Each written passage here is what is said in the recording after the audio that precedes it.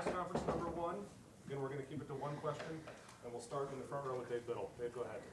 Ryan, with all the disclaimers, first day of spring, how do you envision Legend Bay's role this year? We'll have to see. Just day one out there. He's starting at running back. He played quarterback in high school, so he has a tremendous skill set, and he's dynamic when the ball's in his hands. We see him as somebody that could play running back and also move out to wide receiver. Sort of like, I wasn't here with Curtis Samuel, but I watched a lot of film when he was here. He kind of reminds me of that style of player. Remember when Xavier Johnson was here, he could play running back or move out to wide receiver. I think we're trying to get a feel for that now because really he played a lot of quarterback in high school, so we're trying to see what best fits him when he gets moving. So today was just a start. You can see him flash, but he's got a lot of football to learn. But it was good to get these guys out here, 51 new faces, so we got a lot of film to watch and get to work on. Right behind him, Doug Lamarice. Ryan, looking a little more big picture here because we haven't talked to you in a while. As you look back, your defense was so good last year. Led the nation in fewest points per game. Didn't create as many turnovers, didn't have as many tackles for loss or sacks or that kind of thing. As you have just evaluated the defense from last year, did you think yes, that's how we want to play defense? Or is there any part of, we'd like to create maybe a little more havoc defensively? We spent a lot of time on ball disruption and creating turnovers. I think we would all say we'd like to create more turnovers. It's something that, Matt and our whole defensive staff believes in. And so, there's always a give and take when it comes to how aggressive you want to get to sort of force the action. But there's also just the idea of, punching at the ball and creating PBUs, tip balls, sacking the quarterback, those types of things. So all that comes into play and all part of the discussion. I think with this group, because, we have lost, some pieces from the defense, we'll have to look to see, if our percentages change on how much we pressure or not pressure. But then, you also put yourself at risk of explosive plays the more aggressive you get. So there's a give and take. But I can tell you there's a huge emphasis to create turnovers like there is every year. And, we jumped on it today, and we'll continue to do that. And right next to him, Bill Lance. Ryan, on the offensive line, how much shuffling maybe do you anticipate in the spring to try to figure out what guys can play? Can Phil potentially play guard? Can Ian play guard? Might Austin move between tackle and guard? What do you think that will look like? Yeah, we're trying to get as many reps as we can. Right now, I think there was over 110 guys on the field today. And when you're doing that, that's typically like a preseason practice. So there's going to be times where, we want to get a couple fields going and get as many reps as we can. When that's the case, then we can move some guys and interchangeable pieces, which is something philosophically we felt was always important to be able to do that. You see Josh Padilla can play guard or center. You've seen Carson play multiple positions. But it's something that we want to see if we can get the best five out there. But then 6, 7, and 8 typically have some versatility in there. So, yeah, we want to get Ian, some guard work and some tackle work. Austin will mostly be at tackle, although we've seen him play guard before. Gabe will mostly be at guard. Josh will play some center and some guard. He's probably going to be limited for a decent amount of the spring, but it's a good opportunity to get some young guys in there, get Carter going.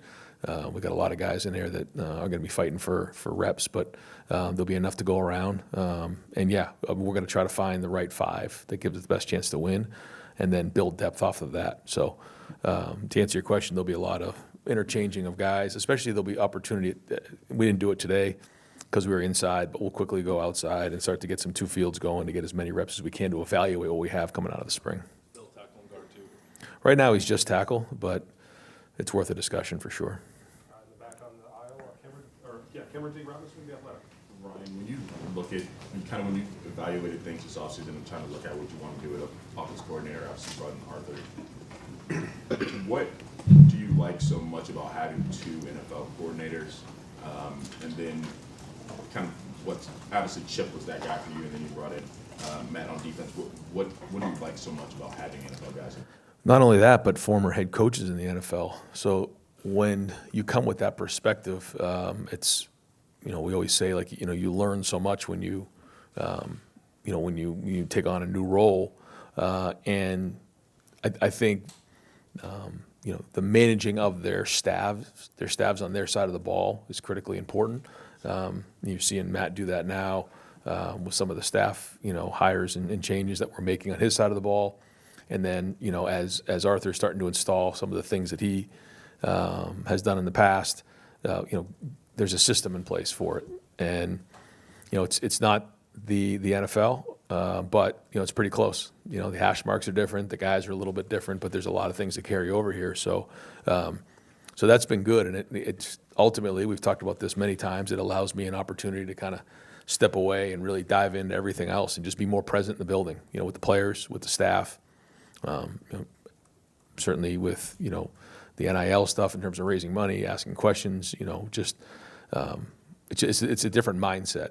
Now that being said, we're going to get in there in the film and figure out what are the things we've done in the past that fit what we're doing, and what are the things that, moving forward we want to kind of look at and change to build an identity, because that's what we're trying to do. We're trying to build an identity that carries throughout the entire season. And when you have somebody like Arthur who's been through it before, he's been through playoff games, he's played the long season in the NFL, you have to kind of build towards the end of the season, and that's the goal here for us, because when you think about the way things are structured now, you got to be building towards the end of the season. Now, next year with some of the games that we play, you got to start right from the jump on it too, and you got to play throughout the length of the season. And I think it's an opportunity for us to continue to get stronger throughout the season, get challenged in certain areas, so that when it comes time to play in December and January, we're going to be salty because we've been through the fire. And so having some experienced guys like that running the offense and defense is going to be something that we count on to pay dividends in the end. Fourth row in the middle, Dan Hook, 11 Warriors. Ryan, just to follow up on that, what did you learn maybe just from last year about, working with Brian Hartline, somebody who was a first-year offensive coordinator, and how much did that kind of give you reason to want to bring in someone like Arthur who had that experience, who could be kind of that head coach of the offense? Well, every year is a different dynamic. So whether it's the guys on the offense or the guys on the defense, and what you have, and everything comes into play. Recruiting comes into play, dynamics come into play, and so every year we try to do what we can to figure out what went on the year before or the year before that, and try to project what we need in that moment. And Arthur seemed like the right fit. The other part that was really different for us is when they changed the rule in terms of number of coaches. We now have Cortez coaching the wide receivers, but we also have Arthur as the offense coordinator. So it's a +1 there, and that was a change. And so that's a little bit more like an NFL operation, just in terms of how we structured that. And I got to give Ross and the board credit for allowing us to do that, because that was a whole nother position, and knowing how important that is. And we spent a lot of time talking about development here and how we develop our guys. So if I'm a recruit and I come in and I have Matt Patricia on offense and Arthur on offense and Matt on defense, I know I'm going to get, coached like an NFL team, like an NFL organization. And if you come and watch practice like a lot of recruits did today, or you guys got a chance to see some of that's an NFL practice right there. So that, guys know that they're going to have an opportunity to develop and be ready to step into these roles. And that's a big part of recruiting nowadays, because it has changed. NIL is a big part of recruiting, but still these guys want to get developed. And for guys who want to look at the long-term goals and where they want to be in 5 to 10 to 20 years down the road, I think it gives us an edge because of our history, what we've done, and the type of people that's in the building. So all of that comes into play when making these hires. Third row, Spencer Holbrook. Yeah, Ryan, as you were talking to Matt throughout the offseason and the different options that he had in front of him, what were those conversations like, and how big of a relief was it when he said, yeah, I'm coming back? But then also, he's been here for a year now. How have you seen him maybe settle in? Obviously, he was pretty comfortable with it last year, but settling into the college game and another offseason with him. Well, when you get around Matt, you quickly learned how important family is to him and relationships are to him. You guys have seen that. And to see his personality come out, to see the side of Matt that we all know has been excellent, and with the staff, with the players. But Ohio State's a great place to be. The city of Columbus is tremendous. It's a great place to have a family. He has a young family, and his family, loves it here. The community has embraced them, which was important. And so everyone's at different points of their careers. But when you have a young family, like, that matters. you take all things into consideration. You think about, just, the way things are set up on campus medically and just, the healthcare, when, all the different things that come in with being at Ohio State. You get a chance to coach some of the best players in the country. You get to be around a program that right now has great people in it, and you start to add all these things up. I think he would tell you it's a great place to go to work every day. Does he have options? Yes. Did he have options? Yes. But, I think he found a lot of joy in making an impact on these guys' lives at a different point in their lives than what he was used to in the NFL. And so, we were able to work something out to keep him here, and we knew that was important. The guys, really enjoy getting, working with him and learning from him. And then the other part of it is his impact on the staff and some of the younger coaches that are in that room, so that we can continue to build that room and build the strength of the coaching staff on that side of the ball. Front row, Austin Ward. Ryan, you've still not had an opportunity to have a second-year starting quarterback a ton throughout your career. Yeah. So obviously that's a benefit, but what is the mission for Julian, or what has it been going into the start of spring camp? Yeah, so really it was Justin and it was CJ, and now Julian's the only other one, that I've had, again, going back a long way. So, the one thing that, Arthur, the minute he spent some time with Julian, he just, he's really intelligent. He can process a lot of high levels of information. And I think we've shared that before. It's one of the things that jumps out about Jules to me. And so, there's certain areas that now he's got to take the next step. Like we say, level up. I was talking to actually Matt about this the other day. He was explaining how, growing up, we used to have Mario Brothers, and, there was like, you would go through all the different levels, and if you lost, you started back in level 1, and you had to figure out and solve what the problem was to get to the next level. Now, with the video games, you have to level up. You don't really go back to start. We just continue to level up. Well, it's kind of so I tried to hit that with these guys the other day. Like, we all have to level up with our football IQ. So whether it's someone like Aaron Rodgers who's been in the league for decades, or it's, Tavian St. Clair who's in year 2 of the program, or anybody within the program, they have to level up in terms of their football IQ.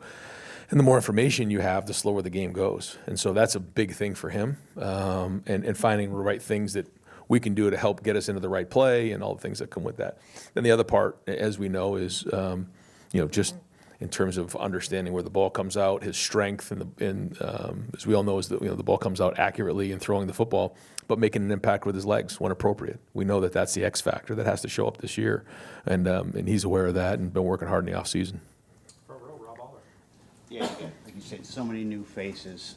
Not necessarily a concern, but where are you curious in terms of position groups? What do you have your eye on, or individuals within those groups? Yeah, I think it's a great question, because with 51 new guys, there's a lot of guys to look at and figure out what we have. But the thing that we really tried hard to do was, although it's 51 new guys, there's a lot of experience. So when you talk about Earl Little and James Smith and Quay Russo, and these guys have, John Walker, they played football before. So experience-wise, we're actually okay. It's just new within Ohio State, and everything's a little bit different when you come to Ohio State. They'll all tell you that. But yeah, so quickly going through the positions, running back right now, we're missing Isaiah and Bo. So, Jacoby is somebody who's played a little bit of football, but not a ton. You have Turbo, Favor, and Legend. That's a young group right there. So they got to really step up. The first day was a little rough. So we got work to do there. Tight ends is an interesting position because, we have, Mason and Hunter coming in. Bennett will be out for the spring, and so Nate's really going to have to step up. Max LeBlanc has had a really good offseason. Looking to see how that group can continue to grow and build. Nick's a young guy that has done a nice job in the weight room so far, but it's hard to play as a young tight end.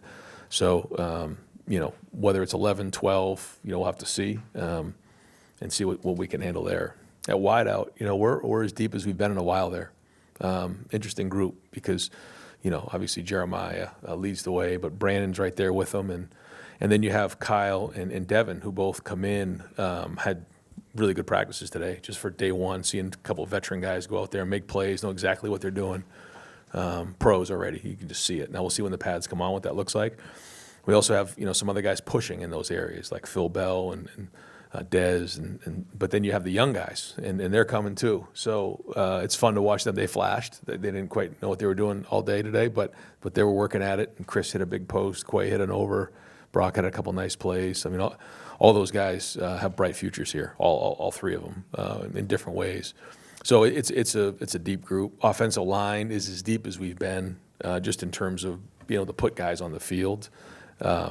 Defensive line, there's a lot of new faces in there, whether it's guys who are in the program who haven't played a lot of football or new guys that are transfer guys that come in. So to be determined there. In the back end, deep, certainly missing Caleb and missing IGB is going to be, missing Lorenzo is going to be a big loss. But seeing Terry in there, seeing Earl come in there, Leroy's had a great offseason. Jalen's really done well. Then you have some really good young guys coming up too with Blaine and some of them. Corner, same thing, deeper than we've been. And then at linebacker, having Christian there as a veteran guy with Peyton. Riley will be out for the spring, but TJ's really had a chance to step up. Sincere. Garrett Stover's had a good offseason. So I guess it's a combination of seeing what the new transfers are like within our program, but also seeing some of those younger guys have to step up. Is there, Go ahead. Is there one group? is there one? No. Okay. No. Maybe in about 5 practices after seeing it all and evaluating it, have a better feel. But I feel like right now, most positions are in decent shape. I would say running back probably right now is my biggest concern. Yeah, I would say. So we'll have to see. Coach, following up on that, with half the roster being new, veteran guys from the portal and everything, how big of a challenge is that? Because this is kind of uncharted water for you guys, and you got 15 practices. The season's coming, it's going to come fast. How important is it to get everybody up to speed, and is that the biggest challenge? Yeah, I feel like we did a really nice job. Mick Marotti and his staff are just, I'm not with everybody across the country. I don't get a chance to see what they do, but if they're better than what Mick does in that room, I tip my hat to him because I can't imagine there's anybody better. What Mick does in there with his staff is tremendous, and we had a huge champions meeting yesterday, and the growth that these guys made physically was tangible. The work ethic that they showed, but then really brought everybody together. And again, with half the team being new, there's a camaraderie being built right now that's important. And true love and brotherhood is when your brother makes a play and you're just as happy for him as if you made the play yourself. The guy that I use all the time is Travion. When Quinshon would score a touchdown, he was more happy for Quinshon than he was for his own self. And what happened, that all came back to him in the end. And if we have that same type of mentality into the season, then we'll have a chance. But so much of that happens in the weight room. But I told the guys right here, I said, you only got 14 left. You only got 15 in the spring. So these things go fast. We got to do a great job on the off days of making the corrections. But also spending time in the building and connecting with the guys on the team because, to your point, the connection of the team will be important, which we know in today's game is something that is different than what it's been in the past. Usually, you would, grow up with these guys in year 3 and year 4, and you've been with them for 2 and 3 and 4, sometimes 5 years. That's not really the case anymore because of the turnover we're seeing, because of the structure, everything. So it is a big challenge, but I really like this team. I like the guys. I like their energy. I like their competitiveness, their seriousness. It's a mature group, but we haven't been together very long, so we got work to do. Front row, Joey Kaufman. Ryan, you mentioned the no longer limits on staff sizes, so you can Yeah. have 12 position coaches and coordinators. You couldn't years Yeah. ago. It was limited to 10, but there's still limits on how many guys can actually go on the road. Yeah. Recruiting, how are those recruiting rules for guys going to be defined? Do some guys not have to go on the road? And Yeah, that's right. Yeah. So Arthur just right now wouldn't be somebody that's not designated to go on the road.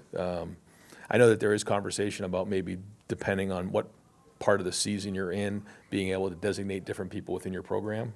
I think that's an interesting concept that I think probably will end up happening somewhere along the line. But as of right now, because of our numbers, he would be non-designated. Is there anybody else who's not designated?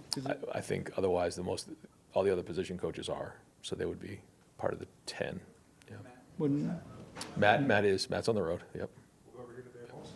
Yeah, Ryan, with a roster like this, you said 51 new, 112 out there. Could you name every jersey number first? Oh yeah. Well, jersey number, no. So that's what Matt, is there a rep today where you look across the field, you're like, I don't even know who that is doing that rep? Does that happen on day one? No, I know, but the jersey numbers is something that's very that gets contentious fast, and so Quinn's right in the middle of that, and that's a big matrix on how we figure out who has what jersey and when they ask for it, their seniority, if they've done right by Coach Mick, if they're champions, and then people put in for jersey numbers like a year in advance. When he leaves, I'm going to be ready for that one, and then you have to figure out special teams and if there's going to be any kind of issue with 2 guys being on the field at once. So when you see a guy out there for the first time, Riley wasn't practice today, but I saw him in 5 today, and I'm used to seeing him in 20. I'm like, who's this guy, number 5? And so anyways, yeah, you have to get used to it, but it doesn't take long to be out there. We get so many reps, you just get a feel for it. Got time for a couple more. Joe Nugent? Over the weekend, Ted Carter announced he decided to resign. Certainly a lot of reaction through campus. He's been around the football team. What did you think of that?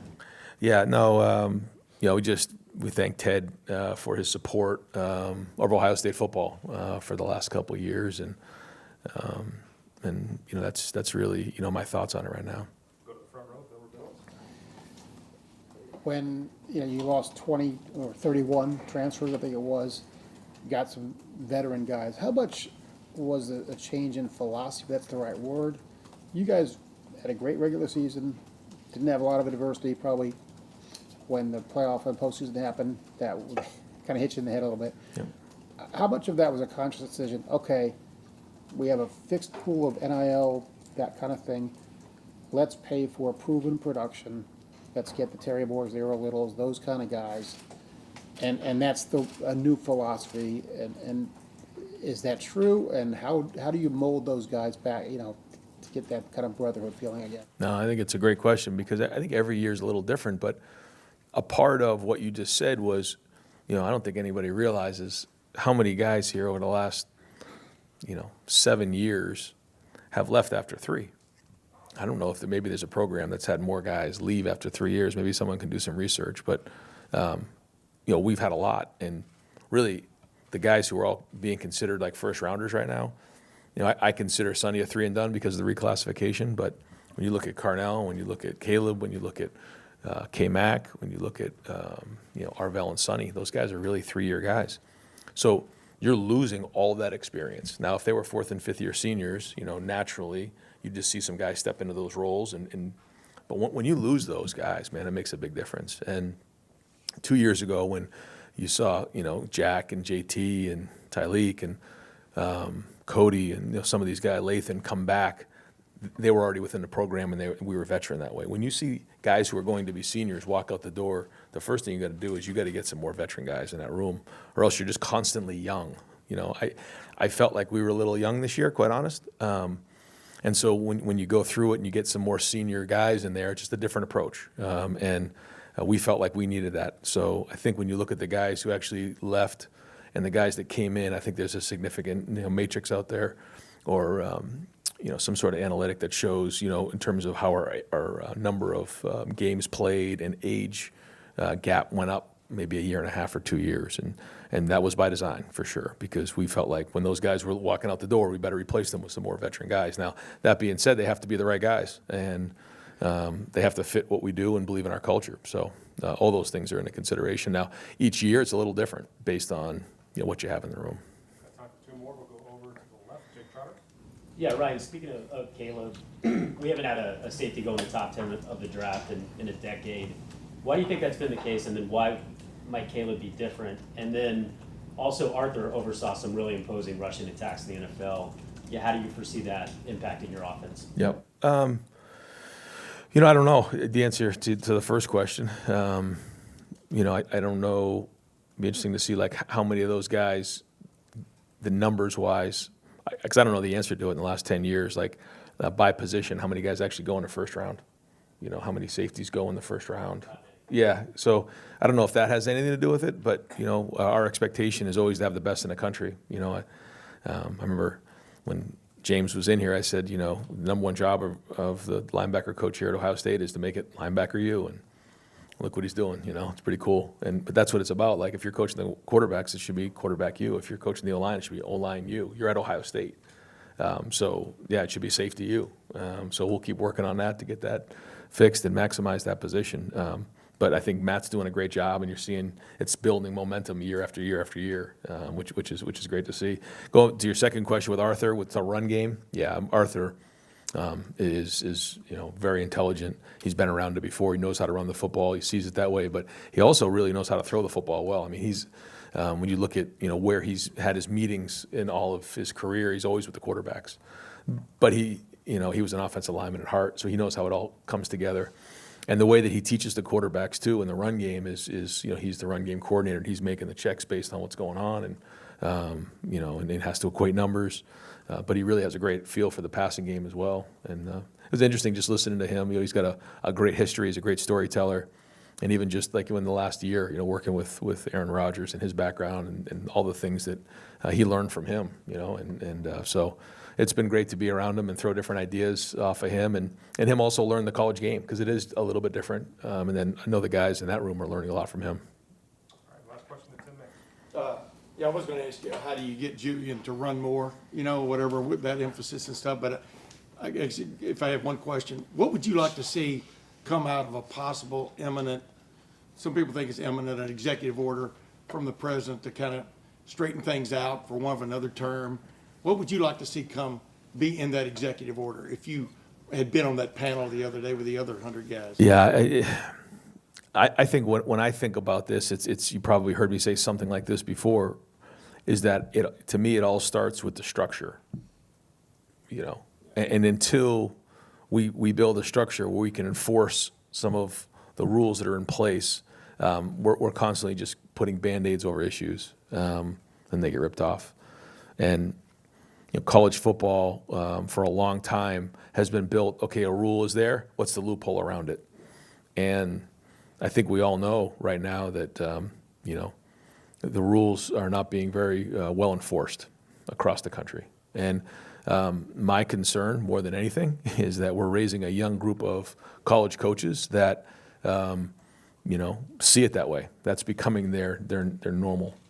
And that's not the way that I came up in this game. I mean, we used to, our phone logs and everything had to be exactly right, and the school contacts, and if the NCAA came in, man, like, you better have your stuff in order because there's going to be hell to pay. And I can't sit here and tell you that's the case anymore. And so, to me, that's the first thing that has to be addressed. And then once we get that addressed, we can deal with everything else. But until then, we're certainly going to try to, or we're going to have a situation where people are going to try to get around the rules. And when people talk about, the NFL and college, I think the biggest difference is, we all know, there's a lot of differences, but the biggest one is we recruit in college, they draft in the NFL. It's a big deal. And so having those things in place are critical in terms of keeping the integrity of the sport. So there's a lot of great ideas. There's a lot of things that came up that are really worth a debate. And I think it's interesting conversation. But to me, that's the number one thing that has to happen, and then we can go from there. Coach, thank you very much. All right, guys, thanks. Yep.